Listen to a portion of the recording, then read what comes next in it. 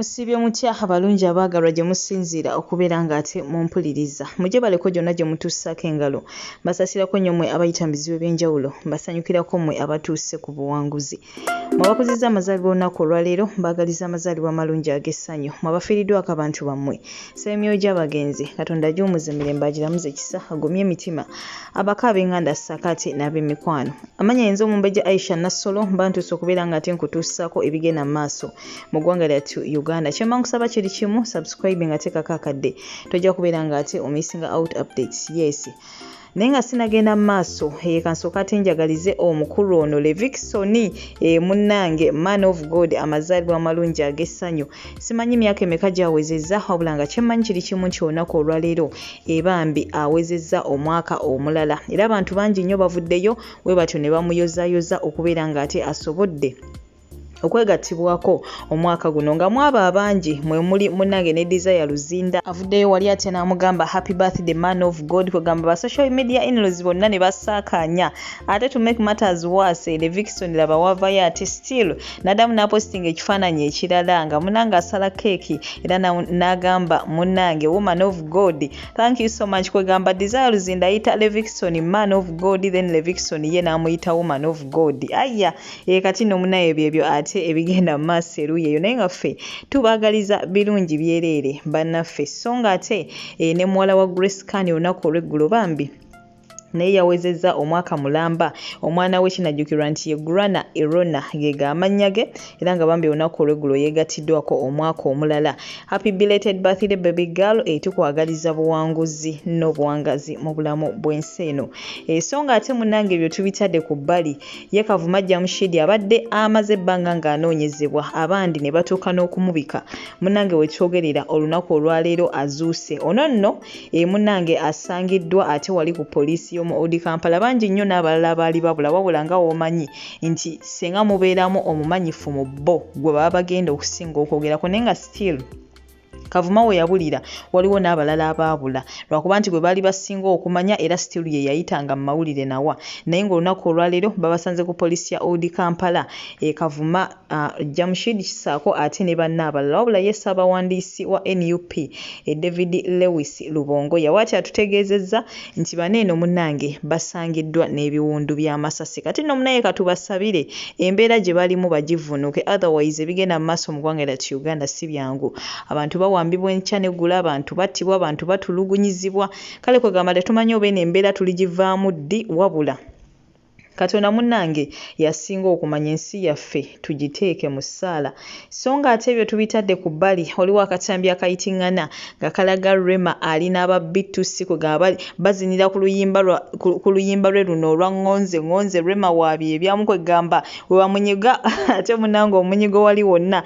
Ba social media in-laws nga wobamanyi bo batandise dda okubeera nga ate bakola ki babisala kweganga batokomoka omugambo simanga nga bagamba nga Dr. Hamza kino ekitagenda musanyusa adde n'akatono Remo zinotya n'abasajja abo ng'oli mukazi mufumbo yes mango yambala otyo kwegamba ba social media in-laws ffe nga tubamanyi nti bajjaaje munnange bo baavuddeyo akatambi kano ne bakakuba bubi nnyo era Rema munnange ne bamwogerera ebigambo bingi nnyo nnyini ddala byesobola kubeera nga ate munnange nkumalirayo wane n'akatambi keeko nga wookalaba munnange babadde bazinira ku luyimba lwe olwa ngonze nenze ngamba si kibi kubanga kino ekisooka bano bayimbi banne ate mikwano gye kyemmanyi n'oli naye bbawe aba asobola okitegeera unless otherwise naye nze ndabanga kiri fine omukazi mu mwesonyiwe akole kyawulira kyayagala yes so nga ate ngenda kuba mbasiibula n'akatambi ka Calvin Kayanja avuddeyo era nga bw'atyo awanda muliro ensonga emugjayo si ndala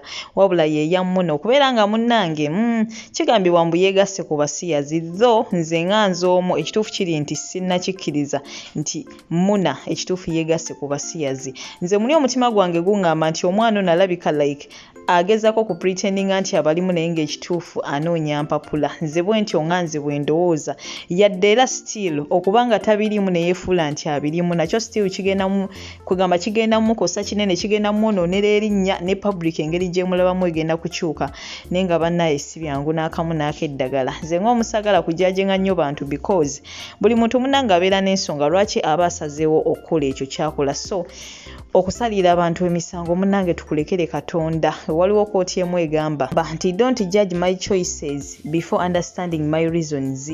Munnange togezaako kubeera ng'ojaji ng'oba ng'osalira omusango ebyo bye mba nsazeewo nga tomaze tegeera nsonga zange. So munnange Muna alabika oba oli awayina ensonga ezamuyingiza mu bino, naye ng'ekituufu kiri nti wabanga yabiyingiddemu gwe wenna ali eyo mu butuufu kino nze nga nze omu nkivumirira. Ebyo ebikolwa si bya Bakatonda, bikolwa bya bwa sitaani. Kwegamba si birungi n'akamu n'akeddagala okira ku makya omuzadde n'owulira nti omwana w'omuwala ayagala muwala munne oba omwana w'omulenzi munnange ayagala musajja munne. Bannange ebintu ebyo si bya Bwakatonda n'akamu n'akeddagala, si bya Bwakatonda. However much nti ensi yatabuka omuntu oba onoonya ssente, naye nze I believe bantu bangi nnyo batoba mu ntobe y'enjawulo eri decent ne banoonya ssente. Nze siwagira muntu agenda mu bwamalaya because anoonya ssente, siwagira muntu agenda mu bisiyaga because anoonya ssente. Kwegamba mulimu nze ebikolwa bye siwagira kutemula bantu, kutta bantu because oli anoonya ssente. Yes, onoonya ssente tukitegedde, naye kyogamba buli anoonya ssente akola ebyo. Abantu babonaabona, abakyala babonaabona, bakazi batu ne bagenda ku byeyo ne babattira eyo mu biyumba ne bakola biki, naye nga kyennyo baba banoonya ssente.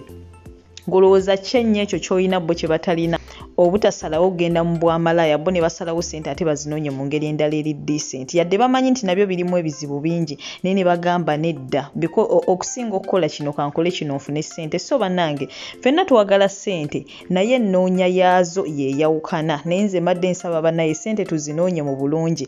Ssente zonna z'onoonyezza mu bulungi ojja zeeyagaliramu, ojja zisanyukiramu, naye ssente zonna z'onoonyezza mu bubi mukwano gwange tojja zisanyukiramu, tojja zifuniramu mirembe. Yes, public ojja giraga nti oli happy, oli musanyufu, oli biki, naye ng'ekituufu kiri nti wodda ewuwo ng'oli wekka n'osiriikirira ogenda kukaaba amaziga nawe munnange gw'otategeera. Bannange twewale nnyo ebikolwa nga bino, twewale nnyo okubeera nga tutunda emyoyo gyaffe just because we want money, just because we need money. Yes, ffenna twagala ssente, siganye twagala ssente, yes, naye lwaki tuba tusukka ate ne tukola ebitasaana just because twetaaga ssente.